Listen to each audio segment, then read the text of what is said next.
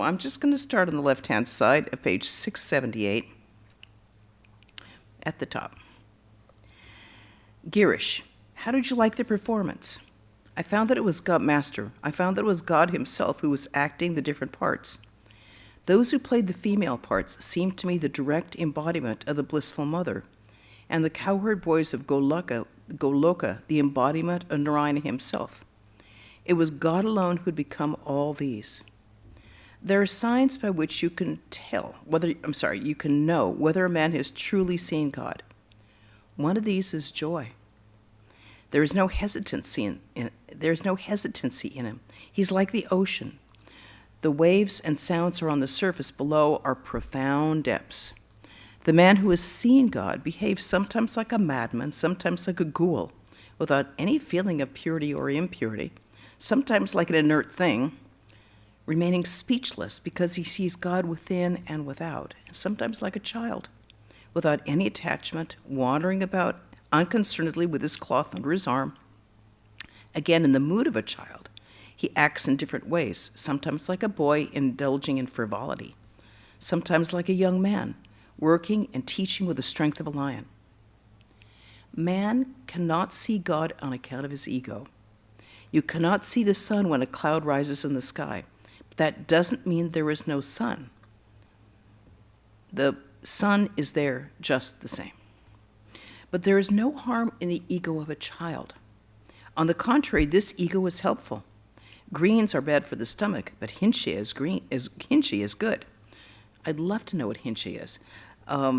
So hinche cannot properly be called greens. Sugar candy, likewise, cannot be classed with other sweets. Other sweets are injurious to the health, but not sugar candy. So I said to Keshav, if I tell you more than I've already said, you won't be able to keep your organization together. That frightened him. Then I said to him, there is no harm in the ego of a child or the ego of a servant. He who has seen God finds that God alone has become the world and all its living beings. It is he who has become all. Such a person is called a superior devotee. Girish, smiling. Yes, God is everything. But the devotee keeps a trace of ego. That is not harmful. Master, smiling. Yes, there's no harm in that. That trace of ego is kept in order to enjoy God. You can enjoy divine bliss only when you make a distinction between yourself and God, the distinction between the servant and the master. There's also the devotee of the mediocre class. He sees that God dwells in all beings as their inner guide. But the inferior devotee says, God exists, he is up there. That is to say, beyond the sky. All laugh. When I saw the cowherd boys of Goloka in your performance, I felt that God had become all. He who has seen God knows truly that God alone is the doer, that it is he who does everything. Girish, sir, I know truly that it is God who does everything. Master, I say, oh mother, I am the machine and you are the operator. I am inert and you make me conscious. I do as you make me do. I speak as you make me speak. But the ignorant say, I'm partly responsible and God is partly responsible. Girish, sir, I'm not really doing anything. Why should I bother about work at all? Master, no, work is good. When the ground is well cultivated and cleared of stones and pebbles, whatever you plant will grow. But one should work without any personal motive. There are two types of paramahamsas, the jnani and the premi, that is, a lover of God. The jnani is self-centered. He feels that it is enough to have knowledge for his own self. The premi, like Shukadeva, after attaining his own realization, teaches men. Some eat mangoes and wipe the traces from their mouths, but some share the mangoes with others. Spades and baskets are needed to dig a well. After the digging is over, some throw the spades and baskets into the well, but others put them away, for a neighbor may use them. Shukadeva and a few others kept the spades and baskets for the benefit of others. To Girish, you should do the same. Girish, please bless me, sir, master. Have faith in the Divine Mother, and you will attain everything. Girish, but I am a sinner. Master, the wretch who keeps harping on sin becomes a sinner. Girish, sir, the very ground where I used to sit has become unholy. Master, how can you say that? Suppose a light is brought into a room that has been dark 1,000 years. Does it illumine does it illumine the room little by little or all in a flash? Girish, then you've blessed me. Master, if you sincerely believe it, what more shall I say? I eat and drink and chant the name of God. Girish, I have no sincerity. Please give it to me. Master, I? Sages like Narada and Shukadeva could have done that. Girish, I don't see Narada and Shukadeva, but you are here before me. Master, smiling. All right, you have faith. All remained silent. The conversation began again. Girish, I have one desire. Love of God for its own sake. Master, only the Ishvara Kodis have such love. It is not for the ordinary person. All sat in silence. The master began to sing in an absent-minded mood, his gaze turned upward. Can everyone have the vision of Shama? Is Kali's treasure for everyone? Oh, what a pity my foolish mind will not see what is true. Even with all his penances, rarely does Shiva himself behold the mind-bewitching sight of Mother Shama's crimson feet. To him who meditates on her, the riches of heaven are poor indeed. If Shama casts her glance on him, he swims in eternal bliss. The prince of yogis, the king of gods, meditate on her feet in vain. Yet worthless Kamalakanta yearns for the mother's blessed feet, and Kamalakanta is the writer of that song. Girish repeated, yet worthless Kamalakanta yearns for mother's blessed feet. Master to Girish, one can realize God through intense renunciation, but the soul must be restless for him, as restless as one feels for a breath of air when one's head is pressed underwater. A man can see God if he unites himself in the force of these three attractions: the attraction of the worldly possessions for the worldly man, the husband's attraction for the chaste wife, and the child's attraction for the mother. If you can unite these three forms of love and give it all to God, then you can see him at once. Cry to your mother Shama with a real cry, O mind, and how can she hold herself from you? If a devotee prays to God with real longing, God cannot help revealing himself to him. The other day, I told you the meaning of bhakti. It is to adore God with body, mind, and words. With body means to serve and worship God with one's hands, go to holy places with one's feet, hear the chanting of the name and the glories of God with one's ears, and behold the divine image with one's eyes. With mind means to contemplate and meditate on God constantly, and to remember and think of his Leela. That's his play on earth. With words means to sing the hymns and chant his name and glories. Devotion, as described by Narada, is suited to the Kali Yuga. It means to chant constantly the name and glories of God. Let those who have no leisure worship God at least morning and evening by wholeheartedly chanting his name and clapping their hands. The ego of a devotee begets no pride. It does not create ignorance. On the contrary, it helps one realize God. This ego is no more like the ordinary ego than hinchis like ordinary greens. One generally becomes indisposed by eating greens, but hinchi removes excessive bile. It does one good. Sugar candy is not like ordinary sweets. Sweets are generally harmful, but sugar candy removes acidity. Nishtha leads to bhakti. That nishtha is like one-pointed devotion. Nishtha leads to bhakti. Bhakti, when mature, becomes bhava. Bhava, when concentrated, becomes mahabhava. And last of all is prema. Prema is like a cord. By prema, God is bound by the devotee. He can no longer run away. An ordinary man can at best achieve bhava. None but an Ishvara Koti attains mahabhava and prema. Chaitanya Deva attained them. What is the meaning of Jnana Yoga? It is the path by which a man can realize the true nature of his own self. It is the awareness that Brahman alone is his true nature. Prahlada sometimes was aware of his identity with Brahman, and sometimes he would see that God was one and he another. At such times he would remain in the mood of bhakti.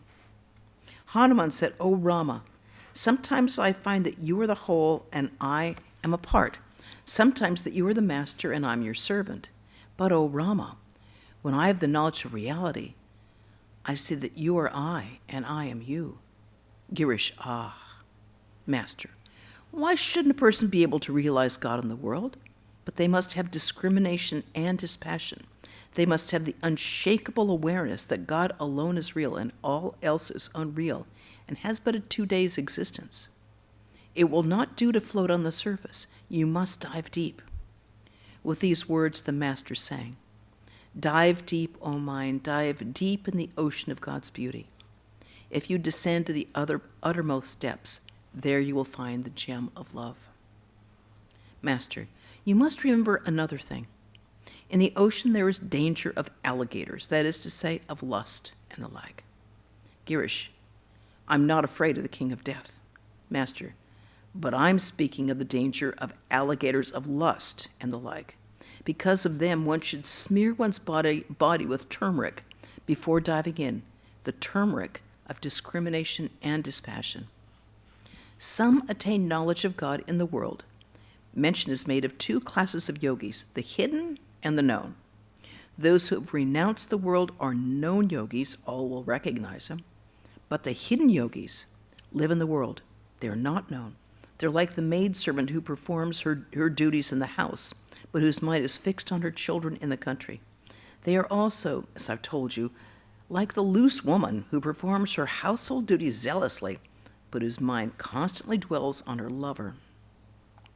It's very hard to cultivate discrimination and dispassion. It is not easy to get rid of the idea, I'm the master and all these are mine. I saw a deputy magistrate who earns a salary of 800 rupees, paying no attention to a religious discourse. He had brought one of his children with him, and he was busy finding a good place for him to sit. I know another man, whom I shall not name, who used to devote a great deal of time to japa, but he bore false witness in court for the sake of 10,000 rupees. Therefore I say that a man can realize God in the world too, but only if he has discrimination and dispassion. Girish, what will happen to this sinner? Ramakrishna sang in a tender voice, turning his eyes upward. Meditate on the Lord, the slayer of hell's dire woes. He who removes the fear of death, thinking of him, the soul is freed from worldly grief and sails across the sea of life in the twinkling of an eye. Consider, O my mind, why you have come to earth. What gain is there in evil thoughts and deeds? Your way lies not through these. Perform your penance here by meditating long and deep on the everlasting Lord. Master, quote, sails, he's quoting the song he just sang, sails across the sea of life in the twinkling of an eye. One attains the vision of God if Mahamaya steps aside from the door. Mahamaya's grace is necessary, hence the worship of Shakti. You see, God is near us, but it is not possible to know him because Mahamaya stands between. Rama, Lakshmana, and Sita were walking along. Rama walked ahead, Sita in the middle, and Lakshmana last. Lakshmana was only 2.5 cubits high, and only 2.5 cubits away from Rama, but he couldn't see Rama because Sita, Mahamaya, was in the way. While worshiping God, one should assume a definite attitude. I have 3 attitudes: the attitude of a child, the attitude of a maidservant, and the attitude of a friend. For a long time, I regarded myself as a maidservant and a woman companion of God. At that time, I used to wear skirts and ornaments like a woman. The attitude of a child is very good. The attitude of a hero is not good. Some people cherish it. They regard themselves as Purusha and woman as Prakriti. They want to propitiate woman through intercourse with her. But this method often causes disaster. Girish, at one time I too cherished that idea. Ramakrishna looked at Girish pensively. Girish, I still have twists in my mind. Tell me what I should do. Ramakrishna reflected a minute and said, give God your power of attorney. Let him do whatever he likes. The conversation then turned to Ramakrishna's young devotees, Master, to Girish and the others. In meditation, I see the inner traits of these youngsters. They have no thought of acquiring house and property. They do not crave sex pleasure. Those of the youngsters who are married do not sleep with their wives. The truth is that until a man has got rid of rajas and has acquired sattva, he cannot steadily dwell in God. He cannot love God and realize him. Girish, you have blessed me. Master, how is that? I said that you would succeed if you were sincere. Saying this, the master exclaimed, Anandamayi, literally means blissful mother, and went into samadhi. He remained in that state a long time. Regaining partial consciousness, he said, Where are those rascals? And brought Baburam to him. Sri Ramakrishna looked at Baburam and the other devotees and said, still in ecstasy, The bliss of Satchidananda is indeed good, but what about the bliss of divine inebriation? He began to sing, Once and for all, I have thoroughly understood from one who knows it well, I have learned the secret of bhava. Again he sang, Why should I go to Ganga or Gaya, to Kashi, Kanchi, or Prabhas, so long as I can breathe my last with Kali's name upon my lips? The master continued, While praying to the Divine Mother, I said, O Mother, I don't seek anything else. Give me only pure love for thee. Sri Ramakrishna was pleased with Girish's calm mood. He said to him, This mood of yours is good. The calm mood is the best. The master was seated in the manager's room. A man entered and said, Will you see the farce, The Confusion of Marriage? That is being played now. Sri Ramakrishna said to Girish, What have you done? This farce after the life of Prahlada? First sweets and rice pudding and then a dish of bitter herbs? After the theater, the actresses, following Girish's instructions, came to the room to salute Sri Ramakrishna. They bowed before him, touching the ground with their foreheads. The devotees noticed that some of the actresses, in saluting the master, touched his feet. He said to them very tenderly, Please don't do that, mother. After the actresses left the room, Sri Ramakrishna said to the devotees, It is all he, only in different forms. The carriage was ready at the door. Girish and the others came to the street to see the master off. As soon as Sri Ramakrishna stepped into the carriage, he went into deep samadhi. Narayan and several other devotees were with him.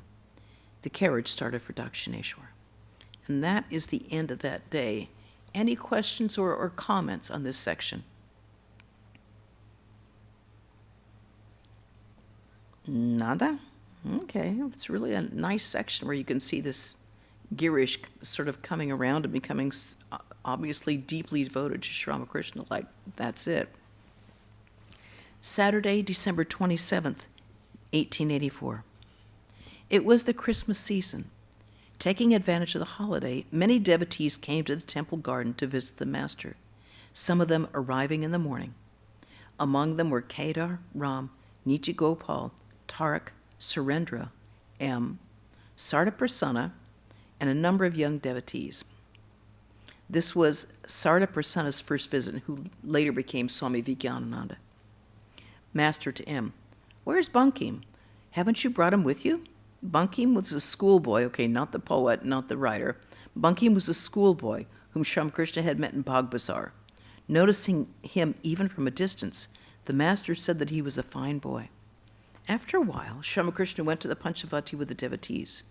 They surrounded him, some sitting and some standing. He was seated on the cement platform around the tree, facing the southwest. He asked M with a smile, Have you brought the book? M, Yes, sir. Master, read a little to me. The devotees were eager to know the name of the book. It was called Devi Chowdharani. The master had heard that the book dwelt with motiveless action. He had also heard of the renown of the great author, Bankim Chandra Chatterjee, whom he'd met some days before. We've run into him before. And he wanted to gauge the author's mind from the book. M said, A young girl, the heroine, fell into the hands of a robber named Bhavani Patak. His name had been Prafulla, but the robber changed it to Devi Chowdharani. At heart, Bhavani was a good man. He made Prafulla go through many spiritual disciplines. He also taught her how to perform selfless action. He robbed wicked people, and with that money fed the poor and the helpless. He said to Prafulla, I chastise the wicked and protect the virtuous, master. But that is a king's duty. M.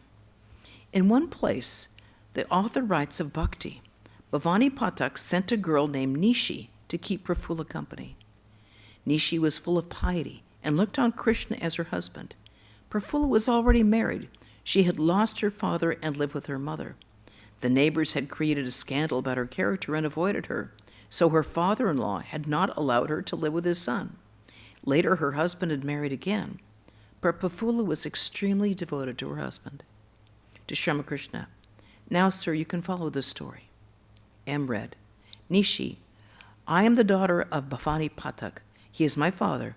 He is also, in a way, given me in marriage. Prafulla, what do you mean? Nishi, I have surrendered my all to Krishna. Prafulla, how is that? Nishi, my beauty, my youth, and soul. Prafulla, then he is your husband.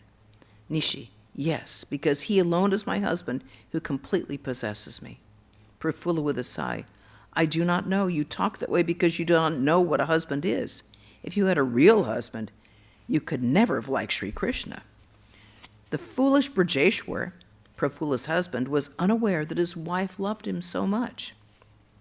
Nishi, all can love Sri Krishna because he has infinite beauty, infinite youth, infinite splendor. This young lady was a disciple of Bhavani and well-versed in logic, but Prafulla was ignorant. She could not answer Nishi's arguments. But the writers of the Hindu social laws knew the reply. God is infinite, no doubt, but one cannot keep the infinite in the small cage of the heart. One can only do so with the finite.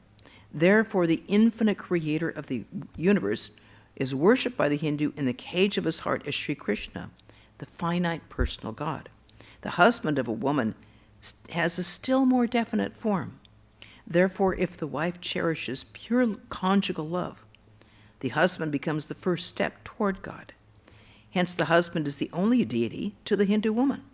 Other societies are inferior to Hindu society in this respect. Prafulla was an ignorant girl. She could not understand Nishi's argument. She said, Friend, I do not understand all these arguments, but you haven't yet told me your name. Nishi, Bhavani Pathak gave me the name of Nishi, night. I am the sister of Diva, day. One day I shall introduce my sister to you. Let me continue what I was saying. God alone is the real husband, and to a woman her husband is her only God. Sri Krishna is the God of all. Why should we cherish two deities, two gods? If you divide the little bhakti of this small heart, how little there will be. Prafulla, don't be silly. Is there any limit to a woman's bhakti? Nishi, there is no end to a woman's love, but bhakti is one thing and love another. Summarizing part of the book, M said that Bhavani initiated Prafulla into spiritual life. He continued reading. During the first year, Bhavani did not allow any man to enter Prafulla's house, nor did he allow her to speak to any man outside the house. During the second year, the rule about speaking was withdrawn, but no man was allowed inside her house. In the third year, Prafulla shaved her head. Now Bhavani allowed his select disciples to see her. The shaven-headed disciple would converse with them on scriptural topics, keeping her eyes cast on the ground. M then read that Prafulla began the study of the scriptures, that she finished grammar and read Raghuvamsa, Kumara Sambhava, Shakuntala, and Naishada, and that she had studied a little of the Sankhya, Vedanta, and Nyaya philosophies. Master, do you know what that means? People like the author of this book believe that knowledge is impossible without the study of books. They think that first comes knowledge of books and then comes knowledge of God. In order to know God, one must read books. But if I want to know Jadu Malak, must I first know the number of his houses and the amount of money he made in government securities? Do I really need all this information? Rather, I should somehow enter his house, be it by flattering his gatekeepers or by disregarding their rough treatment, and talk to Jadu Malak himself. Then, if I want to know about his wealth or possessions, I shall only have to ask him. First comes Rama, then his riches, that is the universe. That is why Valmiki repeated the mantra, Mara. Ma means God, Ra, the world, that is to say, his riches. The devotees listened to the master's words with rapt attention. M continued with the story of Prafulla. Prafulla finished her studies and then practiced spiritual austerity for many days. Then one day Bhavani visited her. He wanted to instruct her about selfless work. He quoted to her from the Gita, "Therefore do thou always perform obligatory action without attachment. By performing action without attachment, one attains to the highest." He told her the three characteristics of disinterested action. First, control of the sense organs. Second, absence of egotism. Third, surrendering the fruit of action to Sri Krishna. He further told her that no dharma is possible for the egotistic person. Quoting from the Gita, he said, "The gunas of Prakriti perform all action. With the understanding diluted by egotism, man thinks, I am the doer." Bhavani next spoke to her about surrendering the fruit of action to Sri Krishna. Again he quoted from the Gita, "Whatever thou doest, whatever thou eatest, whatever thou givest away, whatever austerity thou practicest, O son of Kunti, do that as an offering to me." Master, this is fine. These are the words of the Gita. One cannot refute them. But something else must be noted. The author speaks about surrendering the fruit of action to Sri Krishna, but not about cultivating bhakti for him. No, that's not especially mentioned here. Okay, and I think that is a good place where we're going to stop, on the top of the left-hand side. Are there any discussions, any questions about this? It's obviously a very dated play that they're reading from Bankim Chandra. But apart from that, any questions or... Ganga, we're going to be seeing you pretty soon. We're pretty happy about that. Yeah. Me too. Yes, it'll be fun. And everything else going for everybody? Full steam ahead? Yes, good. Sunanda, did your cats forgive you when you came home? They did. They were in good shape. Okay, good. They didn't punish you. Very good. Oh, Good. Nothing worse than being scurvied by a cat. sure. Okay, so announcements. Tomorrow, Swami Medhananda will speak on Fake It Till You Make It. And then Wednesday, we will continue our reading with Swami, I'm trying to find out where it is here, Apostle Swami Ramakrishna, Apostle to the South. And next Saturday, Swami Sarvadevananda will be giving his class on the Bhagavad Gita here at 5 p.m., so you can tune into that here. Okay, so if there's no other comments or anything, we'll conclude with the chant. Om Shanti Shanti Shanti Hari Om Tat Sat Sri Ramakrishna Arpanamastu. Thank you all for joining. Good to see you all. Stay well, stay happy. Jai Ma.